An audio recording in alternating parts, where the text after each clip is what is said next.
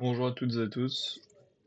C'est un petit tutoriel expliquant l'utilisation de ConnectLib, la dernière version de la librairie qui a été mis en service je vais vous dire ça tout de suite, qui a été mis en service le hier, la 0.4.8.2. Celle-ci, donc, si je ne dis pas de bêtises, ça a ajusté un souci dans l'implémentation du One. Normalement ça marche. À voir. On va essayer tout ça. Donc on est sur la version 0.4.8.2 de la 0.4.8 qui est stable. Sur le site on peut retrouver toutes les informations ainsi que comment importer la librairie. Donc là on a toutes les versions enfin toutes les versions en partie. Et on a la dernière et il nous explique comment importer tout ça. On peut télécharger le jar, le zip, le tar ou voir le tag directement sur GitHub. On a la documentation, mais on va pas s'en servir. Et puis elle n'est pas à jour de toute façon, elle n'est pas à jour. J'ai pas fini de rédiger, car c'est très long. Mais en soi, on va apprendre à utiliser en entier la librairie facilement.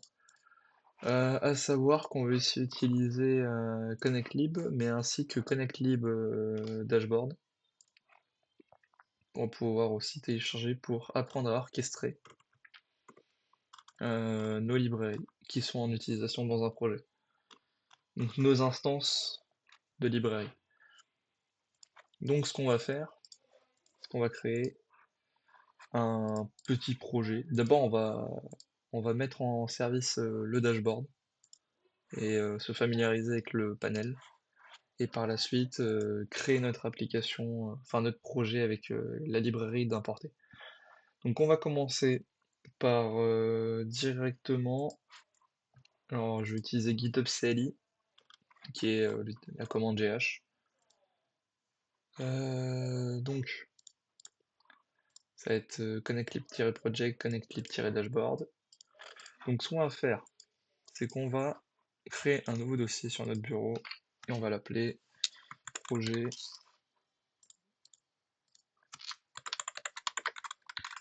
connectlib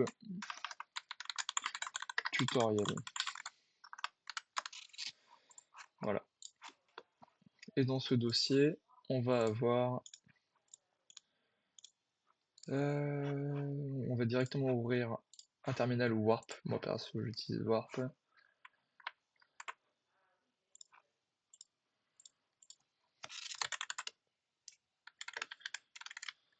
Donc on va se retrouver dans le répertoire, donc qui est sur le bureau. On est dans le dossier et on va faire un gh repo clone connectlib c'est complètement ça, project slash connectlib-dashboard. On fait entrer. Super, maintenant on va rentrer dans le dossier avec la commande cd et on va faire un pnpmi.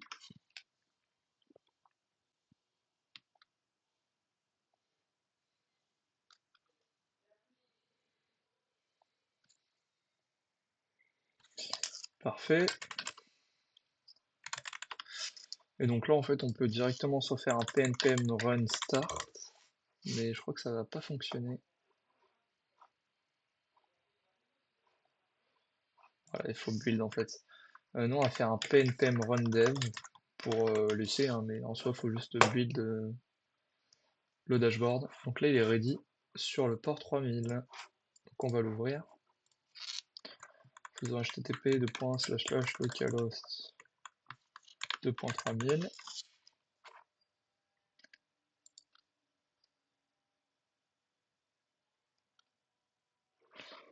Voilà, on arrive sur le dashboard. Donc il ressemble à ça. Donc pour faire simple, on a une partie statut, une partie route, une partie request. Donc là actuellement, si on regarde, on a actuellement aucun port, aucun component, aucune instance de notre ConnectLib. de initialiser. Et on les attend sur le port 80-80. Ouais, ça doit être ça. Bah non, on est sur le port 3000. Voilà. Enfin bref, c'est un petit truc c'est un petit détail à régler. Donc, notre dashboard est directement prêt. Donc ça c'est parfait. Pour l'instant, à savoir sur la 0.4.8, sur la 0.4.8, euh, le WAN fonctionne. Mais en fait, c'est un peu exagéré de dire un WAN parce qu'en fait, ce serait plutôt du LAN dans le sens notre dashboard, il faut qu'il soit dans, il faut qu'il soit dans le même réseau que les components qui sont initialisés. Si par exemple on a un component qui se trouve sur un réseau différent du dashboard, alors ils ne seront pas reconnus. Il faut qu'ils soient dans le même réseau privé.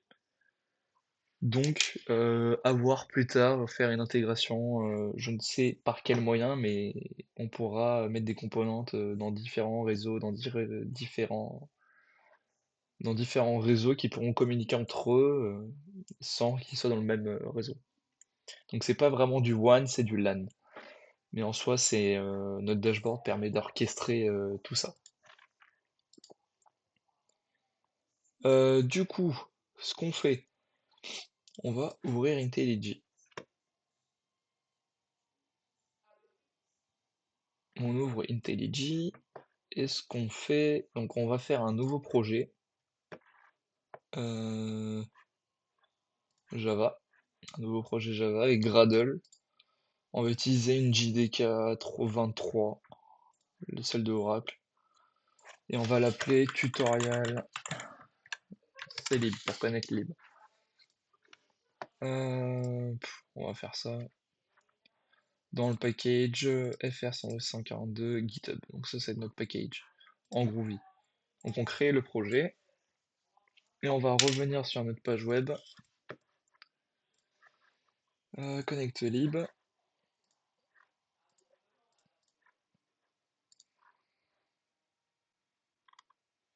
Voilà, on va redescendre, hop, et là on va trouver comment importer. Donc ça c'est la manière à importer en Kotlin. En Groovy c'est différent. Non, non, non, non, c'est la version. Non, non, c'est la version. C'est pas une version Kotlin. Donc, on va attendre que tout s'importe.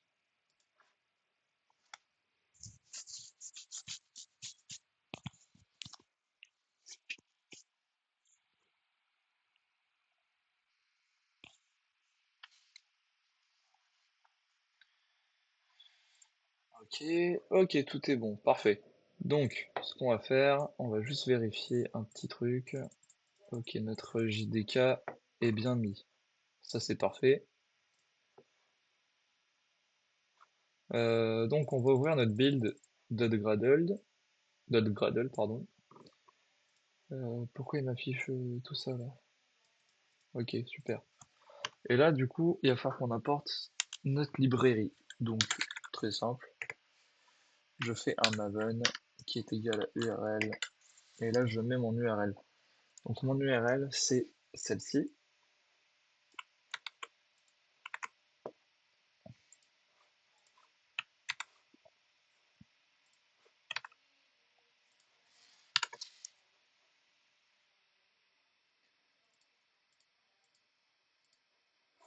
Ok, super. Donc là, normalement, on a l'artefact. Et ici, on va faire une implémentation de ConnectLib, qui est celle-ci.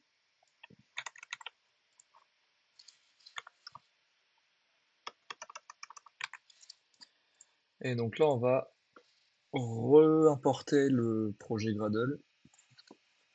Et normalement, si tout est bon, on devrait le voir dans External Libraries, qui est juste ici, voilà. Avec tous les, tous les projets, avec tous les librairies de ConnectLib. Donc, ce qu'on fait, donc là on a notre main, on a un void, on va supprimer tout ça, c'est que ça, hop,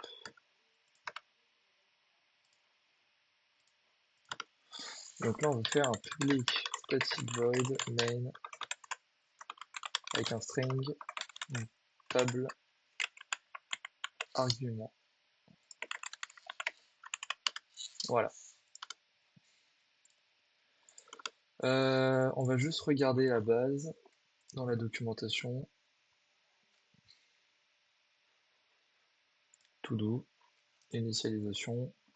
Donc pour information, il est nécessaire de créer seulement une seule instance de ConnectLib. Il est possible de créer un getter pour récupérer cette seule et même instance dans d'autres classes. Donc c'est ce qu'on va faire. On va créer une instance private final ConnectLib private final static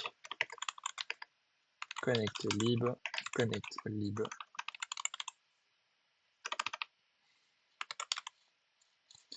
qui est égal à new ConnectLib. De cette manière. Et par la suite, donc là on va créer création de l'instance statique de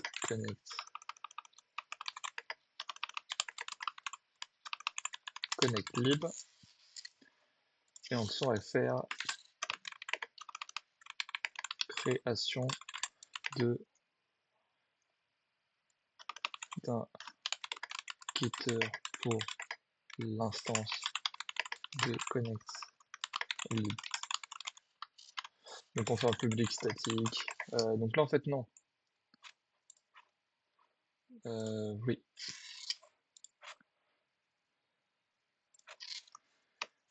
Public statique ConnectLib. On va éviter le statique. On va faire un public ConnectLib get ConnectLib qui va return ConnectLib.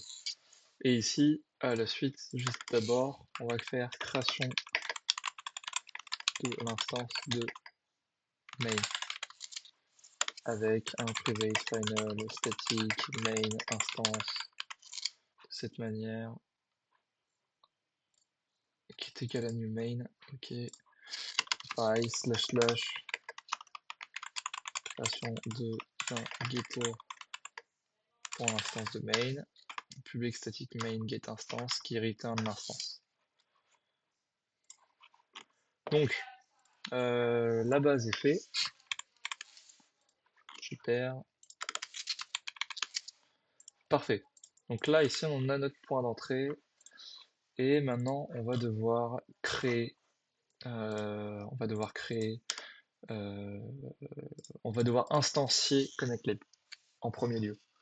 Donc ce qu'on va faire c'est directement connectlib.init.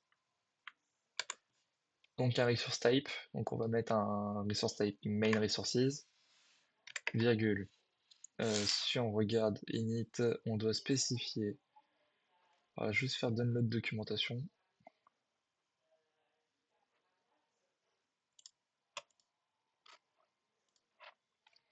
Ok, super. Donc il faut un lang type et en optionnel une route. Donc d'abord on va faire un lang type, on va mettre la langue française, point virgule. Donc on va exécuter.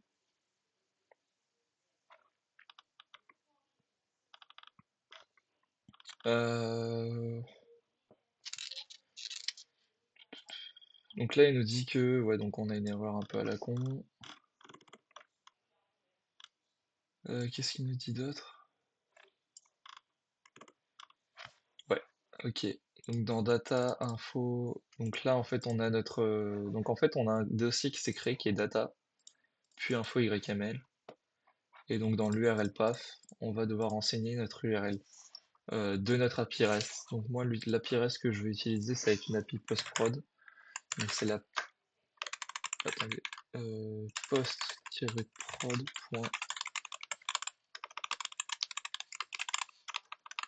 Je crois que c'est celle-ci.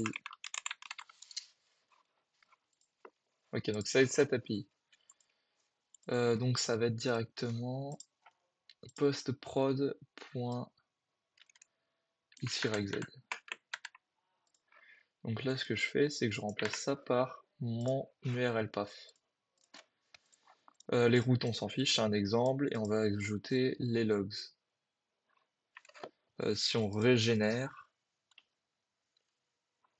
là c'est bon, ça fonctionne. Super. Donc là, en fait, on a créé notre instance de ConnectLib. Et à savoir qu'il faut impérativement la créer une seule fois. On la crée juste une seule fois. Il n'y a pas besoin de la créer plusieurs fois. Maintenant, une fois qu'on a fait ça, donc c'est cool, maintenant on peut travailler, mais le mieux, c'est de créer une énumération pour les routes. Donc on va créer un package, enums, on va faire new java class, enum, et on va l'appeler route list. On va l'implémenter avec route import, et on va implémenter la méthode. Donc là, très simple. Si on regarde par exemple, on a un hello, qui est une méthode get, un slash greet avec une valeur query, et un hello v2 avec un paramètre. Donc on va utiliser ces trois méthodes. Donc on va avoir la première qui va être hello, puis on va avoir hello du bas v2, puis on va avoir greet. Donc c'est très simple. D'abord, en premier lieu, on va faire un private final string pour préciser que c'est une route. Puis on va devoir créer un paramètre, un constructeur pardon, qui va être route list. Donc l'énumération qui va être un string route avec indice.route, c'est égal à route. De cette manière. Donc maintenant on va spécifier la route. Donc là si on regarde on a slash hello v2 slash hello puis slash hello slash accolade v2, je ferme l'accolade, puis dans greet on fait un slash greet, le signe $, name $, pour mon query.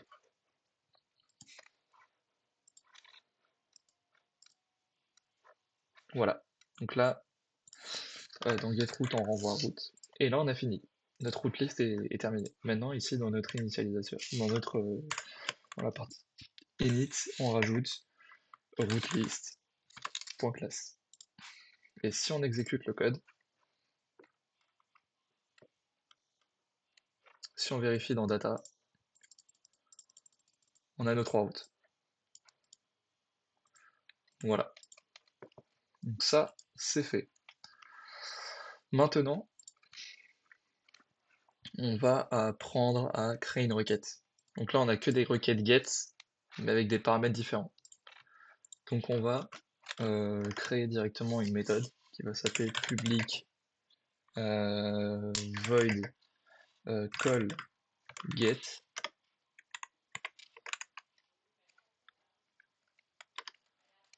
call hello, on va l'appeler call hello. Et à l'intérieur, on va utiliser un try catch.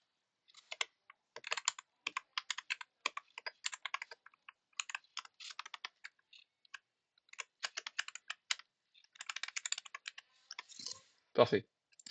Donc maintenant, maintenant on va pouvoir créer notre requête. Donc là, si on s'en souvient bien, on avait créé notre instance ConnectLib. Mais du coup, pour créer une requête, en fait, on va utiliser un completable future qui permet de récupérer des données d'un autre thread et de les importer dans le thread main. Si en fait, il faut savoir que ConnectLib fonctionne avec Project Reactor, ce qui permet de rendre des processus asynchrones. Donc là, en fait, on va faire les chevrons Happy Factory pour récupérer nos données.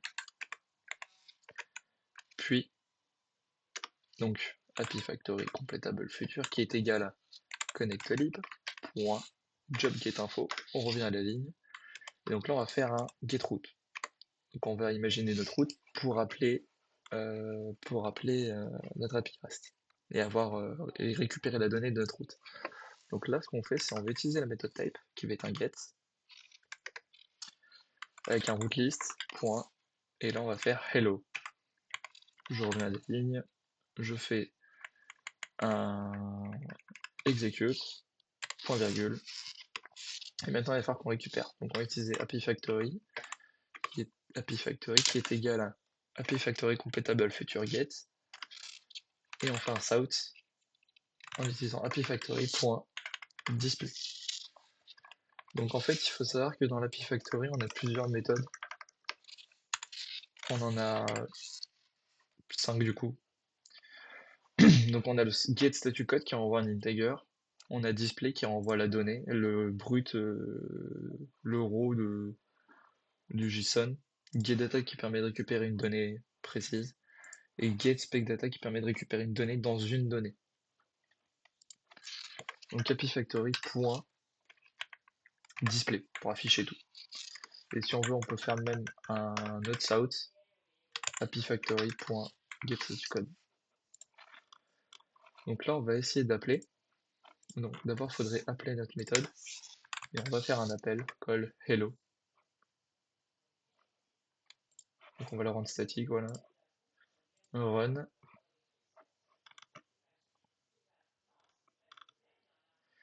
Donc là, il renvoie nul. Nul, moins 1. Donc là, on sait pas trop pourquoi. Du coup, ce qu'on va faire, on va utiliser une méthode qui va s'appeler connectlib. Et là, on va utiliser le logger.showlogs. Ça va nous permettre d'afficher les logs en temps réel de ce qui s'est passé dans notre code. Donc si on vérifie,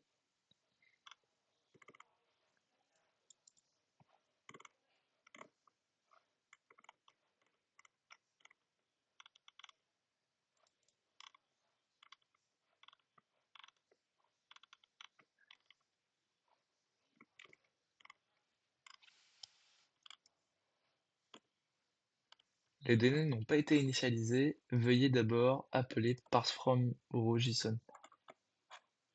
Alors attendez, on va utiliser un timeout. On va utiliser 5 secondes. Le time unit seconds. Donc en fait, on va rajouter un timeout de 5 secondes durant l'exécution. Ça ne marche pas. C'est quoi ce bazar?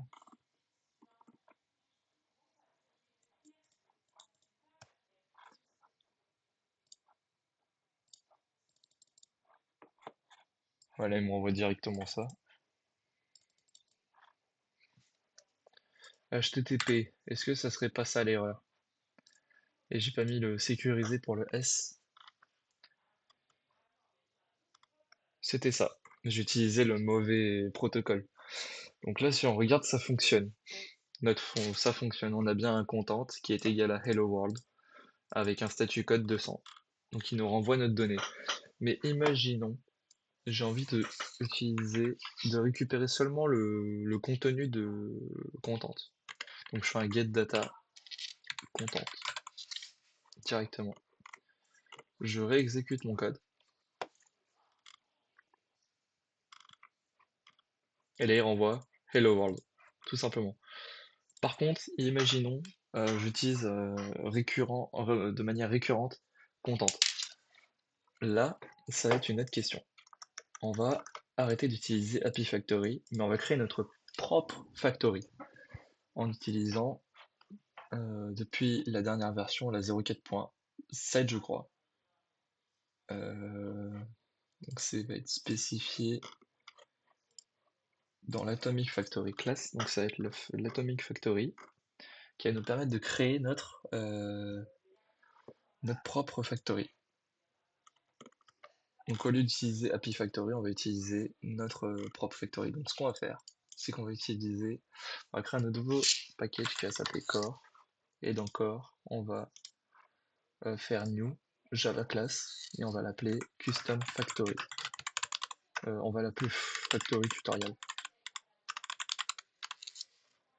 Et si on regarde notre tuto, on doit extend atomic factory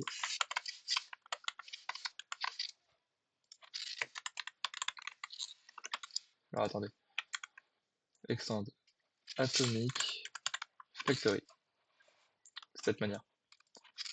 Et ici, on va devoir créer un constructeur, donc qui va être un public factory tutorial, avec API Factory,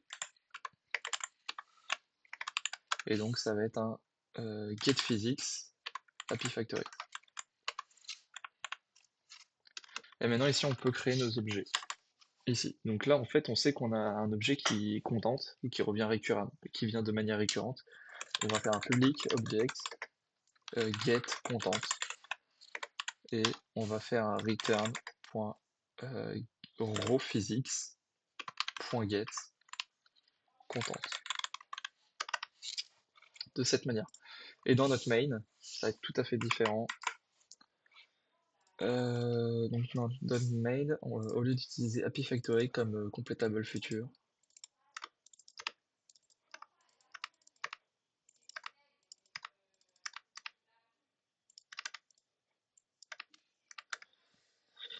là ça va être différent. Donc on va utiliser notre factory tutorial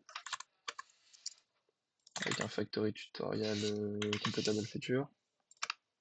Et là par contre on a un souci. Dans le execute, il nous dit ouais mais je suis désolé mais on peut utiliser que API Factory, là tu nous renvoies un factory tutorial, on connaît pas.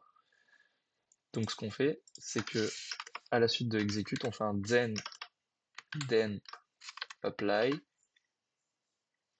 et là on va rentrer factory tutorial new, point virgule. Et là on a contourné le problème. Maintenant ça va être interprété comme API Factory mais il sera pas casté. Et après derrière on refait notre factory tutorial qui est égal à factory tutorial completable future point get point virgule. Et derrière on peut utiliser, du coup on a factory tutorial point get content.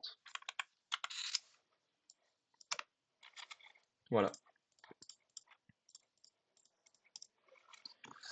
Et donc si on exécute, il va nous renvoyer que le content. Hello world. Il renvoie que hello world. Voilà, donc on a appris à créer notre pop factory tutorial.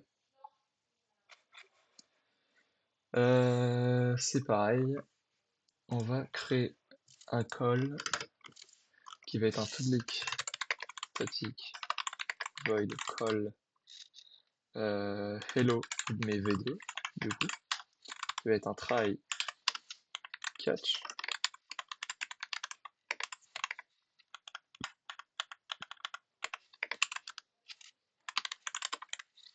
Parfait.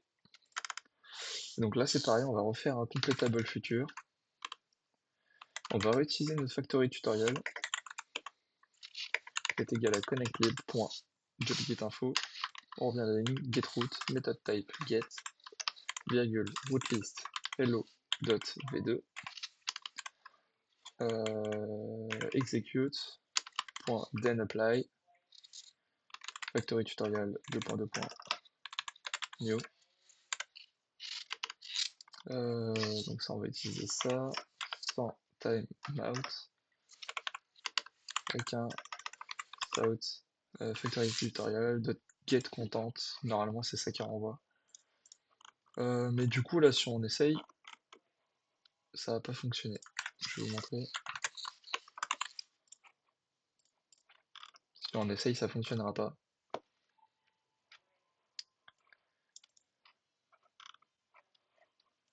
Ah, c'est un... Je ne peux pas appeler de... Ok, super.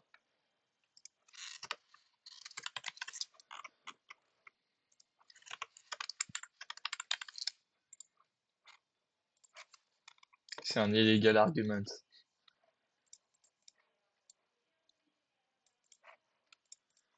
Comment ça?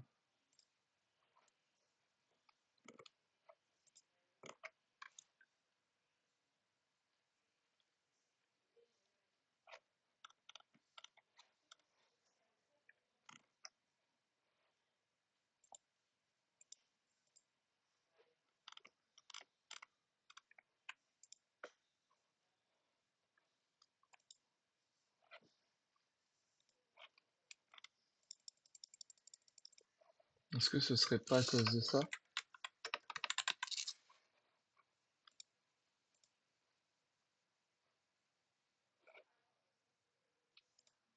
Ah, mais non, mais je viens de comprendre en fait. Je suis trop con. Ça, en soi, c'est pas le problème. Le souci, c'est là-dedans. C'est V2 en fait qui dérange. En soi, c'est pas hello, mais c'est name. De cette manière. Si on retry,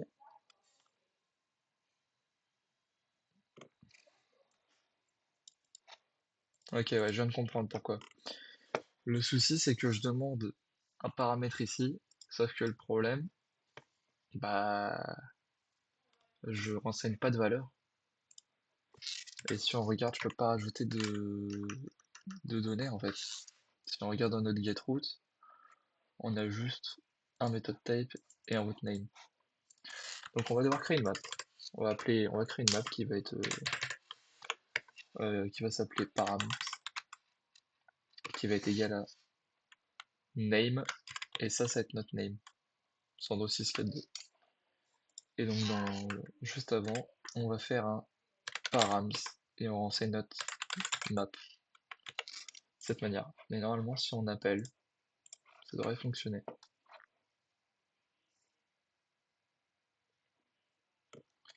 Alors du coup, il doit pas renvoyer nul, enfin il doit pas renvoyer un content, et je ne sais pas ce qu'il renvoie. Mais si, c'est ce qui est censé renvoyer.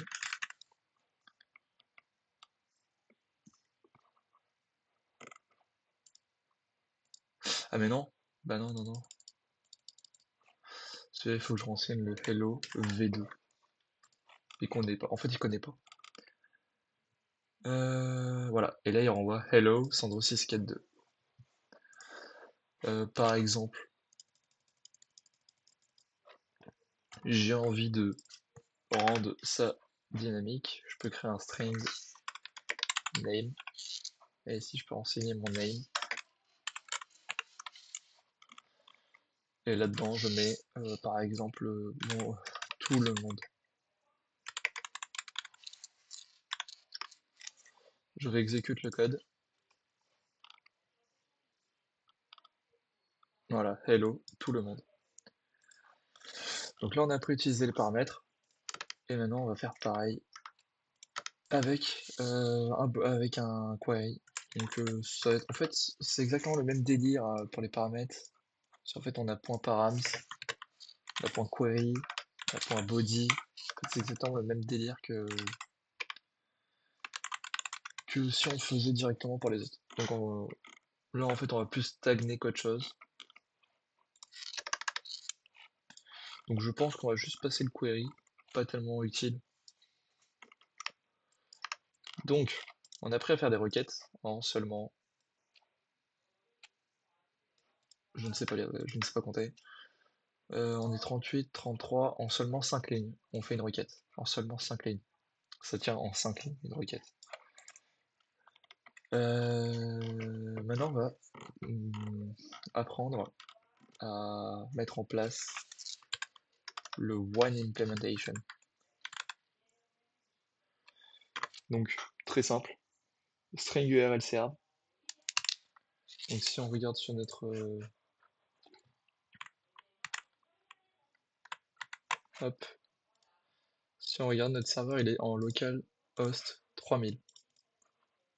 Donc là, qu'est-ce que je fais? Je rentre l'URL serveur, localhost 2. Et là, après, il faut que je mette quoi? Un name component. Donc, on va l'appeler connectlib intégration 1.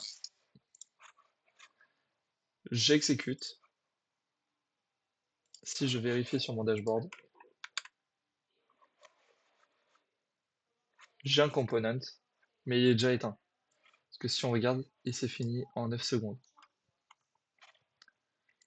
Donc en fait, il n'existe déjà plus. Les routes ne sont même plus possibles et on n'a aucune requête. Maintenant, ce qu'on va faire, c'est qu'on va créer un timeout.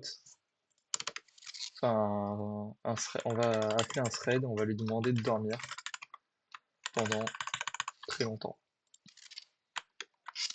on va le surround de try catch. On va rappeler. Il va nous créer un nouveau composant qui est juste ici. Et là, si on regarde, il est disponible. Donc c'est connect lib intégration 1 sur le port 3002 qui est en main resources. Il est initialisé. On a ces trois routes. Et on a sa requête. Donc on a une première requête. Ok, donc ça c'est cool. Mais imaginons, j'ai plusieurs API REST. Par exemple, j'ai post-prod, mais j'ai aussi safe, non, api.safe-project. Imaginons que j'ai une deuxième API. Comment on fait? Très simple. On va créer une nouvelle classe énumération qui va s'appeler package enum, non, pas package, mais classe enum qui va s'appeler URL list, qui va implémenter URL provider en implémentant la méthode. Et c'est pareil, c'est la même chose. Là, en fait, on va avoir notre post-prod et on va avoir prod avec l'URL de la production.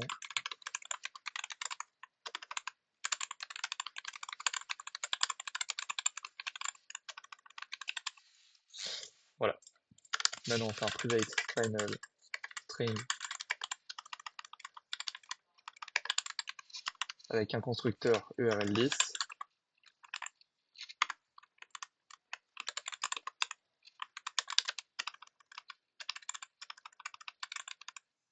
Oh, je ne sais pas écrire.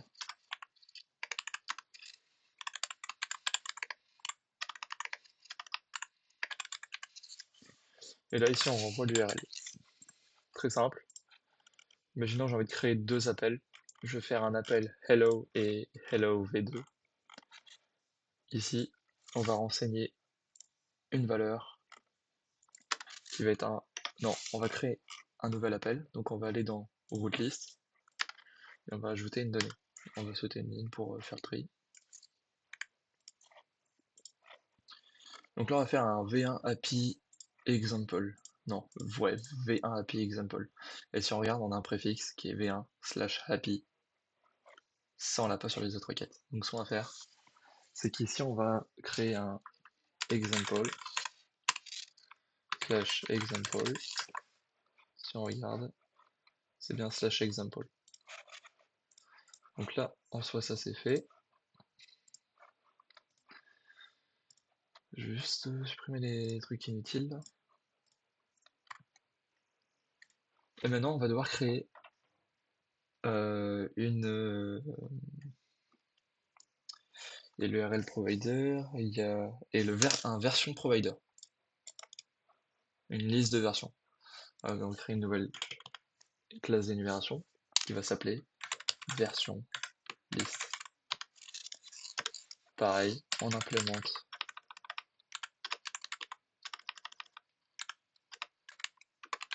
version provider, on implémente la méthode. Et là c'est pareil, du coup par contre ça va être v1 tiré du bas API qui va être slash, enfin qui va être v1/API. Pareil, en slam chanson private final string version avec un version list string version 10.version est égal à version. Et ici on renvoie la version.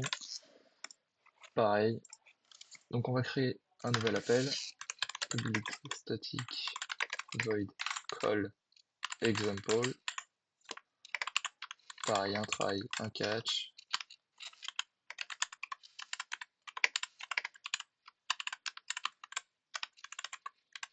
De cette manière. Donc là c'est pareil, un completable future. Par contre on va utiliser API Factory qui va être égal à connectlib.jobGetInfo Et là, on va faire un point getRoute avec un version provider.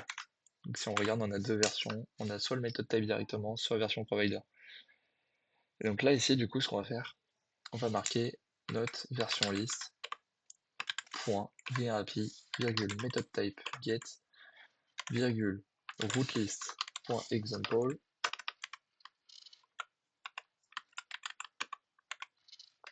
On revient à la ligne. Et là, on va faire URL branch, URL provider. Donc on a un URL list point prod. Je reviens à la ligne point execute point virgule. Je refais un API Factory qui est égal à API Factory completable future.get, point virgule, et un south, API Factory.get statut code, puis un south, API Factory.get display, pardon. Voilà, ça tient en, sans mentir, tout ça là, toutes ces informations, une information complète sur une requête, ça tient en 6 lignes. Je vais appeler avec un thread séparé, sleep de 5 secondes. Voilà. Et là, je fais un call example. On retry. Donc il appelle d'abord hello tout le monde, puis 5 secondes après 200 example hey.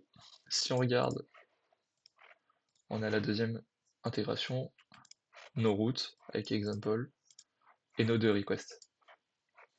Et là, si on regarde, on a bien deux URL différentes avec un statut success. Imaginons ça ne marche pas. Donc on va retirer l'URL branch, on va rerun.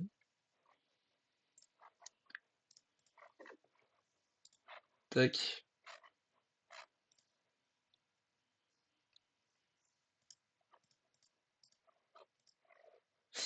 Là en fait ça va tellement vite que on n'a vraiment pas trop le temps de l'afficher, mais du coup si on regarde là, timestamp nanana, on n'a pas trouvé, c'est pas grave. Donc là c'est notre route v1 API example, avec un post-prod du coup par défaut, fail, parce qu'il connaît pas. Et par contre ici, pour hello, met tout le monde sur le post-prod, success. On a nos routes qui sont affichées, et notre intégration. Donc ça fonctionne. Et ça c'est ça nous permet d'orchestrer nos librairies. Donc en fait elle génère un token avec un port. Parce que le problème c'est que si faut penser à une certaine problématique, c'est le problème c'est que si ici là, vous exécutez plusieurs processus en même temps sur le même port, ils vont ne pas pouvoir soit communiquer avec l'orchestreur, soit directement s'envoyer des données, mais en fait on sait pas qui c'est. Donc du coup il a fallu inventer une solution. En fait il va directement récupérer une donnée, il va renvoyer à un port, et après il va prendre ce port, et il va allumer le serveur avec le port qui lui a été attribué. Voilà comment ça marche. Voilà, donc c'est une solution tout à fait simple d'utiliser ConnectLib. Je pense qu'on a été quand même assez loin. Je crois qu'on n'a pas tout vu, mais c'est pas nécessaire de tout voir parce qu'en soi c'est la base en fait, c'est le fondamental. Si on regarde dans méthode, on a get, delete, put, post, patch. On peut même créer des valeurs. Enfin bref, on peut même écrire de cette manière avec un get. Ouais. Ouais, il comprend pas trop. C'est normal. En soit avec un méthode debug, ouais, c'est directement pratique. Enfin bref. J'espère que ce tuto vous aura plu. Je vous conseille de pas vous abonner, mais d'être quand même assez assidu sur la chaîne car je vais poster plusieurs tutos par rapport à ça. Et puis Je vous souhaite une bonne soirée à vous. Salut!